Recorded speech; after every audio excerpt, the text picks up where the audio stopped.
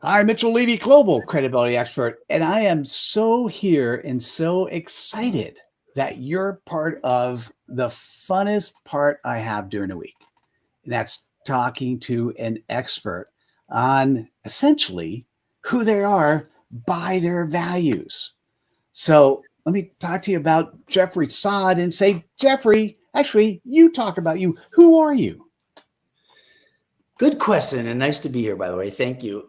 I love that question because it's the hardest one for people to answer, because most people want to answer with what they do, right? I'm a realtor. I'm a chef.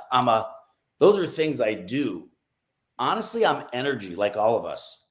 And who you are is what kind of frequency you choose to tune into. So, I'd like to say I'm joyful. And that's really, if I had to say it in one word, that's what it would be. My goal, which is even tattooed on my arm, is to bring joy, to vend joy. I think you solve all the world's problems if you just, everywhere you go, you spread joy in a 20-foot radius, be kind, listen, So I'd like to think that's who I am if I had to say it in one word. I'm going to say, let's add to that. So, by the way, thank you for the sort of philosophical approach on how you live life. And actually, I've seen you. That's how you live life.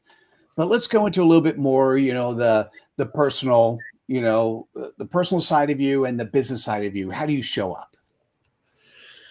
I show up, again, joyful, open and ready to, most of my life has been being of service, hospitality. And that's what I like to do. I like to be of service. Any situation you put me in, I will find a way to be of service, whether it's to lighten a room, if it's a group of people, whether it's to cook for you, whether it's to help you buy your house, whether it's to, speak to a group of people. And my whole goal is to see just somebody light up, somebody benefit from something I can bring. And that's what I like to do. And, personal and professional, I think, our world has changed so much. I remember growing up and be this at work, but you can be this when you're not at work. To me, it's one thing. There is no separation. I am a human being and I do many different things, from going out for drinks to helping somebody buy a multi-million-dollar home to doing a TV show, cooking.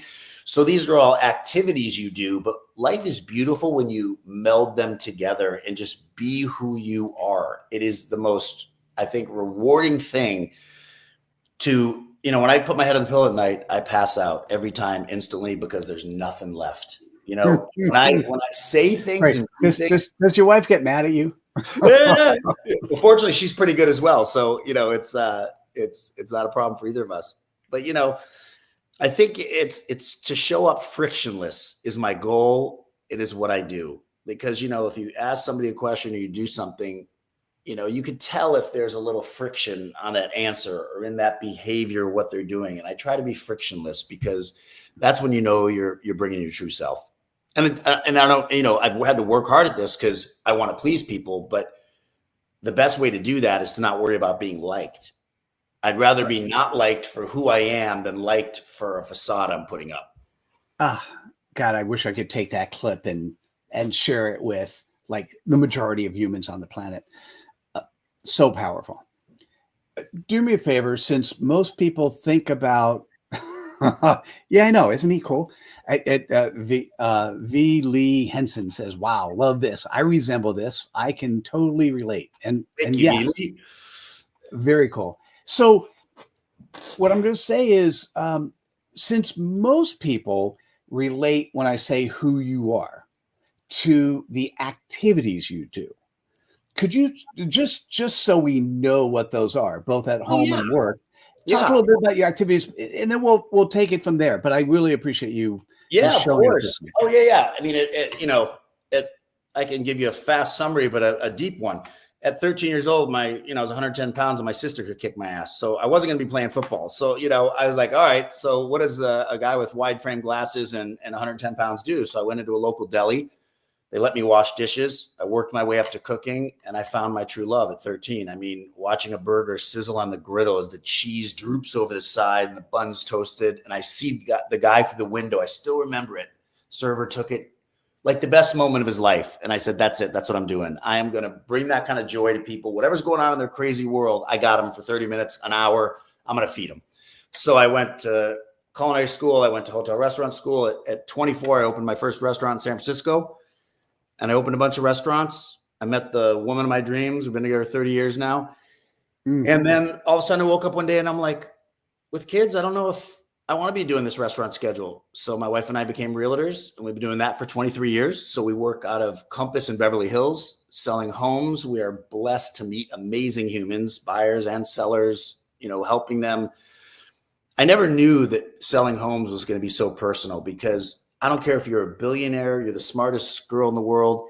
When it's your home, your soul is unsettled. When people don't have their home in place, they get very uneasy. And I like to be the facilitator of that moment, because I get it. It's home. They can be negotiating a $300 million business deal, but if the mover hasn't showed up and escrow hasn't closed, you think the world's coming to an end. So I've learned to be a facilitator of that process. Then I went on Food Network. I had a cooking show, had my own show for 3 seasons. Wrote a cookbook. I do a lot of speaking. I love doing that, because what good is anything you have or know if you don't use it to help other people live their best life? So I've really gotten into that.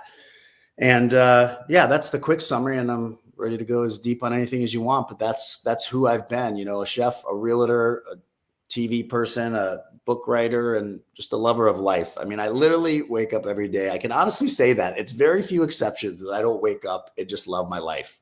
It's like, let's go. Because comparison is the thief of joy. And that's one thing I've mastered. I don't compare to anybody. If you've got it all, I'm only here to say thank you. Let me help you carry your awesomeness into the house. If you got nothing, I'm here to just be with you as if, we were all the same. That is the real key, is just to live your true life and not be comparing. Wow, there's so much to dig on. I'm, by the way, so similar.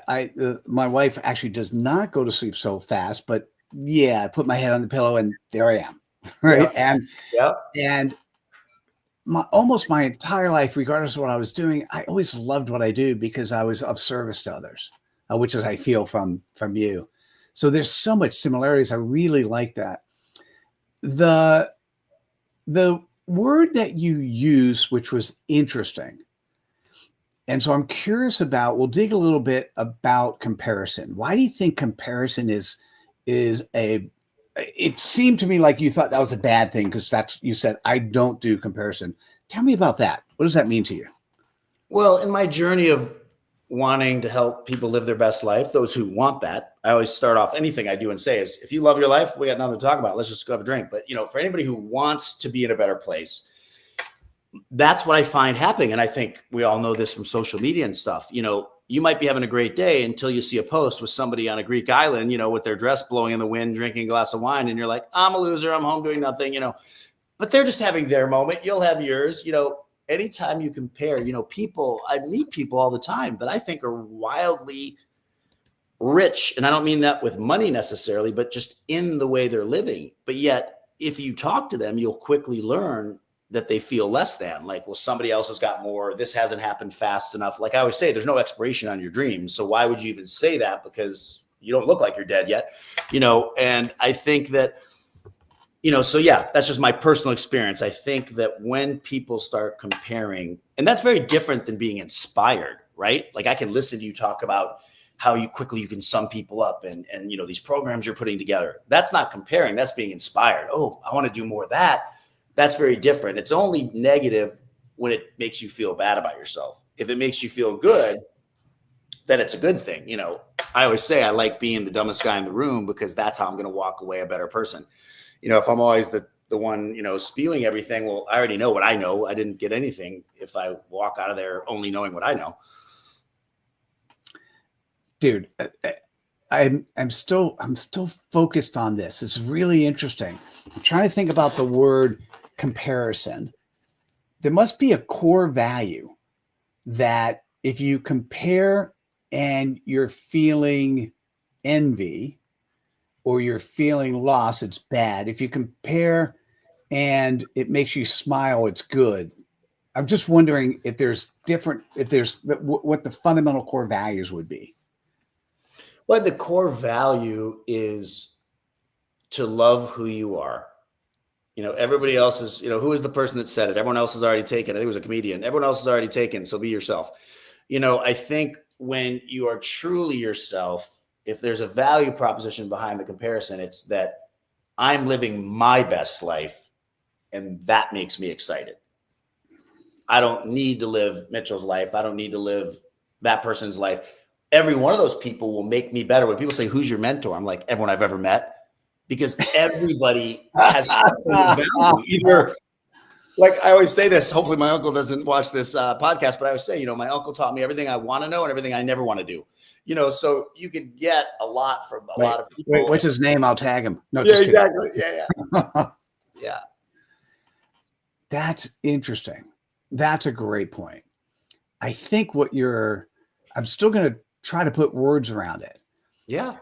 So many people don't love themselves, right? Are we taught not to love ourselves? Well, think about this, Mitchell. That's a great thing you said. People don't love themselves. And that's the point. What would make somebody not love themselves?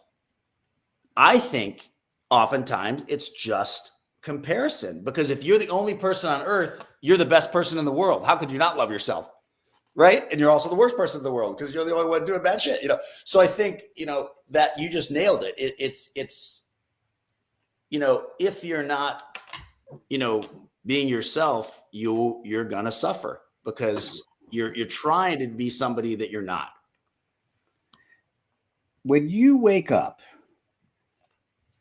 and you think about living a life worth living, and you look at the things you've done in the past, it feels to me that it's always been of service to Big time. So I'm drawing a conclusion, A plus B equals C. If you love yourself, it's because you're effectively being a servant leader and making money at it and having fun at it. Or adding value. Does that sound, so that would be a core value is servant leadership. It just, and bringing out the best of those people you're working with, those people you're interacting with. Yeah, I would totally agree with that. And I'd add to it, you're good if you love the journey. One of my best memories is my biggest failure. My last restaurant bombed, lost so much money. I only think joyfully about it because I loved the journey. My wife will tell you a different story, but I mean, I loved the journey. So I think the biggest challenge for people is anything that only is good if you get to the prize is wrong for me. You have to love the journey. Oh, and by the way, I get this pot of gold, or by the way, I get the girl, or by the way. But if you start with the end in mind, it's always, in my opinion, going to be challenging because it's got to be, like I always say, I jokingly say to people, if everybody made the exact same money, no matter what they choose to do, what would you do? Because that's then you're doing your truest thing, what you're meant to do, because you're not making a decision based on, well, I think, attorneys make more than, garbage collectors. You would do what you are meant to do if everyone was going to be rewarded equally anyway. That is so cool. I'm vibrating on the inside. So thank you. Of course. I'm very rarely at a stage where it's like, this is really powerful. You're echoing so many of the values of credibility and adding to it, because I don't think I talk a lot about living the present and enjoying the journey. I don't know if I talk enough about that. I will fix that. Thank you for being my mentor on that. I'm honored to give anything. That's awesome. Yeah, that's so cool. I mean, I live it, I am it, but I don't talk about it because I created 10 values, and enjoy the journey is not one of the 10 values. So it's pretty cool, actually. Well, I think a lot of people are so full throttle in the doing that they never stopped. It's the old joke, right? They're so determined to get up the ladder so fast, but they never stop to go, is it on the right wall? I'm just running for the sake of running, and if you really stop and say, like, to me, this is what school should be about. We'll all learn geography when we want to, either because you want to travel or because you love wine or you love history. What we need to be teaching in school is, what are you meant to do? There's a great Japanese term I have. It's one of my many tattoos, ikigai. What is your true purpose? And I think if people spent more time in that at a younger age, then it would be easier to say, well, I shouldn't be doing that because that doesn't align with what I think my true purpose is. So why would I even go there? But I think most people start running and then they get halfway there and they're like, well, God, I'm miserable and I don't know why. Maybe I need to sell more. That's the answer. Yeah, I'm just going to do more of what I'm unhappy doing and then it'll be fixed, And I think instead it should be like, whoa, like, what is my purpose? I had a buddy who is, always envying me. And I said, dude, you're the richest guy I know. He goes, what do you mean? I said, you live the life you want to live. You do everything you want to do. You write this amazing poetry. I said, why are you judging yourself? Like, why are you feeling that way? And he said, I never thought of it that way. And I said, yeah, because you're looking at other people. I said, I love my wife. I die for her and I love being married. He's never been married and never had kids. I said, one journey's not better than the other. It's just about loving the journey you've chosen or choosing a different journey. But that's the key. It's not, what you're doing. It's how much how much of you is doing it. I think as you're speaking, you are absolutely right. I don't think one of the 7 deadly sins is comparison, but it should be. Yeah. Interesting. So of your life, of the journeys you've taken, of the things that you absolutely loved, what stands out as something you weren't sure was going to be as successful, but all of a sudden was like, oh my goodness, this is amazing. What pops out for you? What stands out? Stopping on the sidewalk in San Francisco 30 years ago and saying hi to the most beautiful woman I'd ever seen. She said hi back. I was queuing that up. I didn't know the story, but queuing that up. Really? Yeah. So tell me more. Yeah. Yeah. I mean, that's how, and again, is there only one soulmate for everybody? Maybe I'm the exception, but probably not. But the reality is making one decision to stop and be uncomfortable and say hi to this striking woman that I didn't know walking down the street has, I always say picking the person you're with is the most important thing you can do. If you don't come home and they're shoveling coal in your soul, you're already in trouble because, if home base isn't a place where you get charged, it's going to be hard to do anything. So that was one of those things where I stopped because she was beautiful. I said hi, and after a few words, I walked into the restaurant I was working at while I was building my first restaurant, and I said to the staff, I just met my wife. And they all were like, what? Because, I was doing what all 24-year-olds do. So, I could give you many of them, but that's probably the biggest and the first and the most important. Nice. Agreed. And I have a very interesting, very similar story. I was 25, almost the same age. So tell me about from what people consider work, which for you it's all play. In terms of play, what really drove you? What was so satisfying? Something you want to continue doing, or maybe you stopped? Tell me a story about that. Well, I always say work will fill the space you give it. So I will only give it enough time that allows me to pursue my passions, enjoy life, and give back more than I take. So I have always first scheduled my surfing. So that's the first answer to your question. Always done my motorcycle riding. Second one. Love wine tasting, love martial arts, always learning a language. Right now I'm knee deep in French for the last year. Wow. And these things, again, like I always say, I'd rather show up 20 hours a week and be engines roaring over, joy spilling out because I've got a story about this motorcycle race. I got a story about this wave. People work with people first. Do I feel good around you? Do I trust you? Do you bring something to this? To just be, all work and no play, as they say, right? We know that story. So those things are very important to me, and I haven't stopped any of them. The only thing I stopped doing was like full on sparring, full contact, because after, a knee replacement, a hip replacement, my wife's like, okay, that's enough of that. I'm tired of nursing you back to health. but you learn to adjust. The joy doesn't have to go away. You just adapt to it.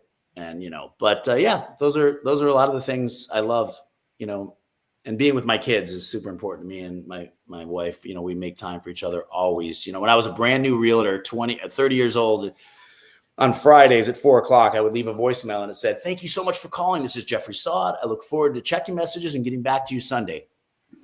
And people were like, "You can't do that. You're a realtor. They work weekends." I'm like, "I don't.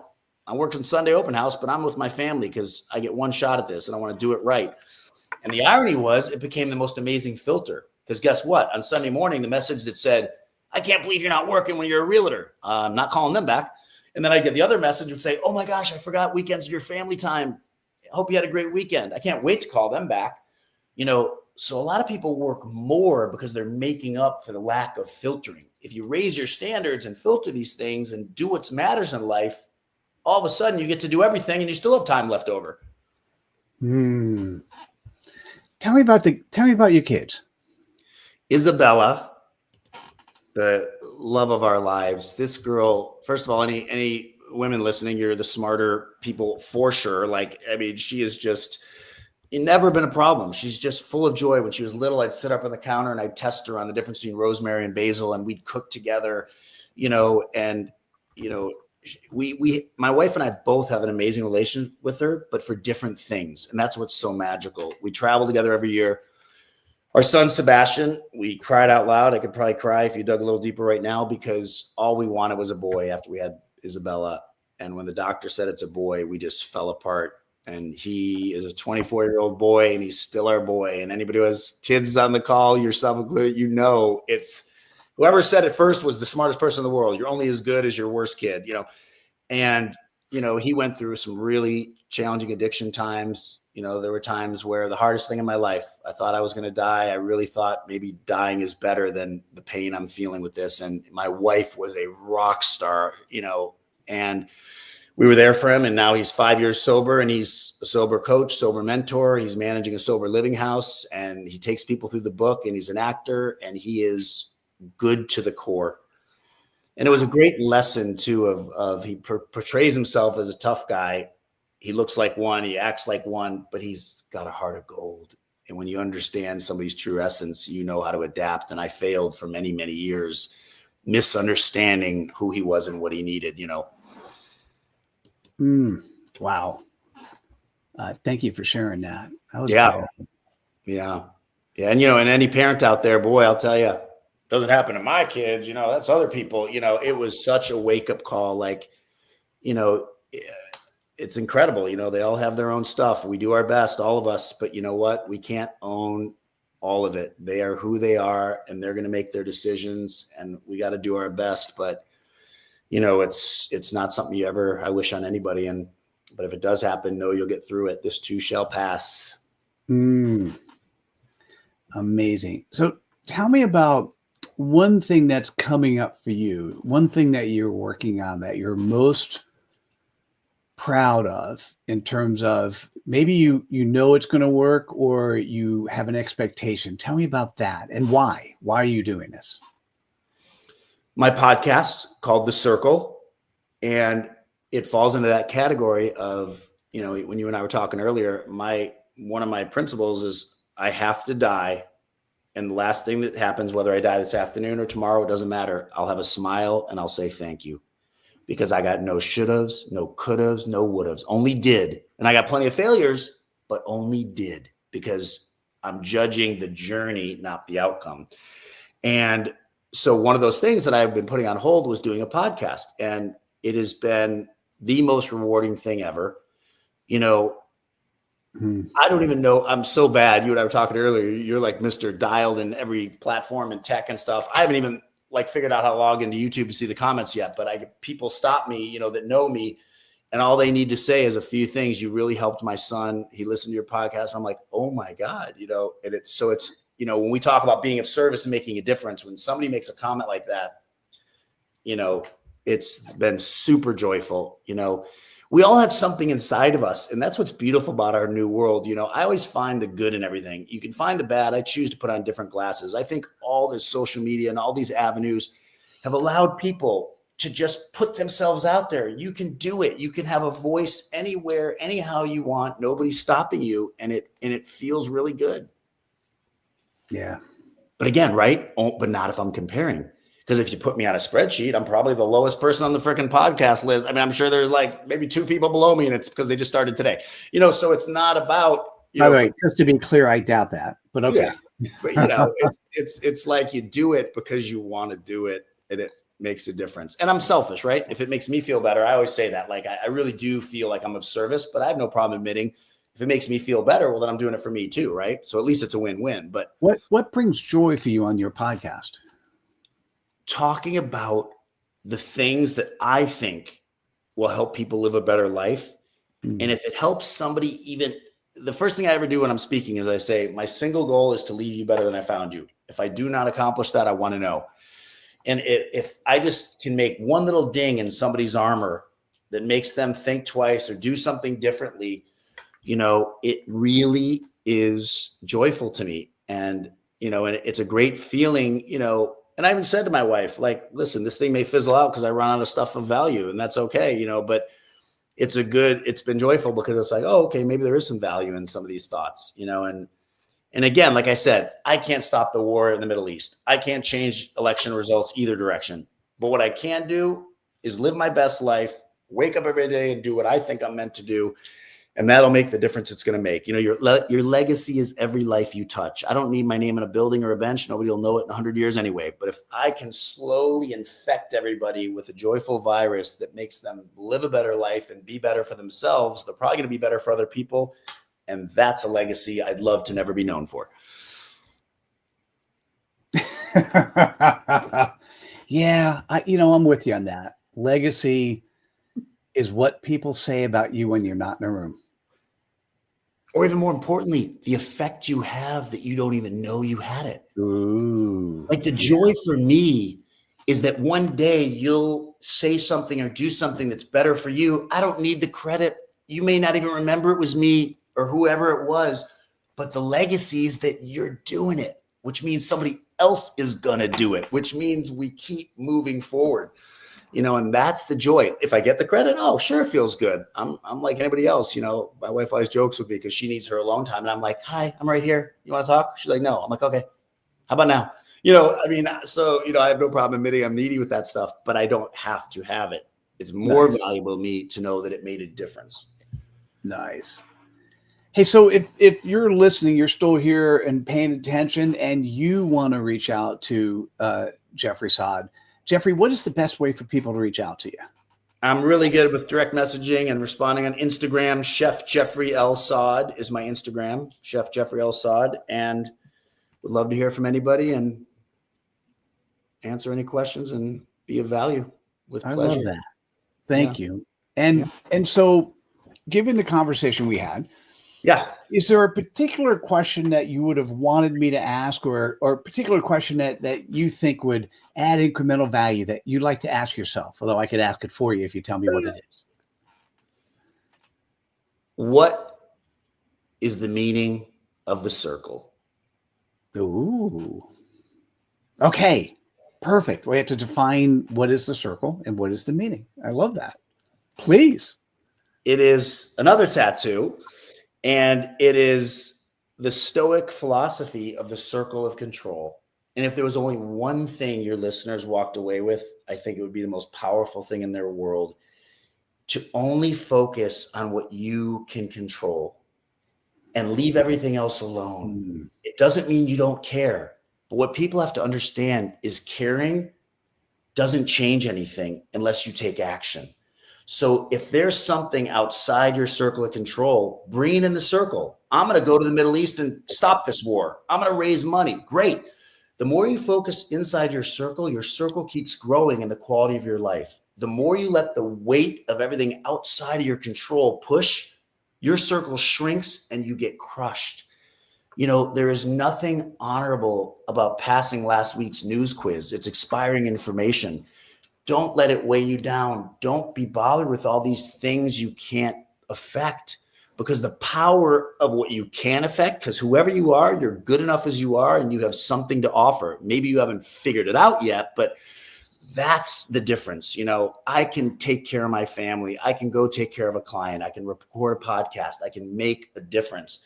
I can't stop wars. I can't, feed every hungry person in the world. But the things I do care about, I donate money, or I try to help, or I try to make a difference. So that's especially after the election with all this contention, I tell everybody, and I'm starting to annoy people and I do it with a smile. If you're going to complain about anything, my question for you is going to be, what are you doing about it? Yeah. If you're not doing anything about it, you're just complaining. And I have yet to see somebody feel better by complaining or make anyone else feel better. It's how we're programmed. Our limbic brain wants to go for the negative. And this is a big part of my mission, because people are too awesome to be weighed down with that stuff. And you will be the sum of your thoughts. Whatever you think affects your emotions affect your actions, and your actions make up your entire life. So if the glasses I'm looking through are like, oh, I see the best, things are going to spiral upwards. If I put on a different pair and I am the injustice collector of the world, I'm going to spiral down, because that's just the programming you're giving yourself. Great question. Amazing answer. You are just an incredible human. I am honored to be in your presence. Oh, that's so big of you, kind of you. Wow. Thank you very much. That really means a lot. I appreciate that. You are most welcome. Thanks for joining us today, Jeffrey. I really, really appreciate it. Thanks for being a great listener and having great questions. I appreciate that. And so for you, the audience that's currently here and left or stumbled upon this afterwards and can't say no, this is now your time to spread some cred dust. It's the time to actually take those quotes, take those ideas that you found most worthwhile, and share them on whatever social media platform makes sense for you. Thanks so much for joining us. Look forward to seeing you at the next episode of Leaders Living Their Values. Take care, everyone. Bye now. Bye-bye.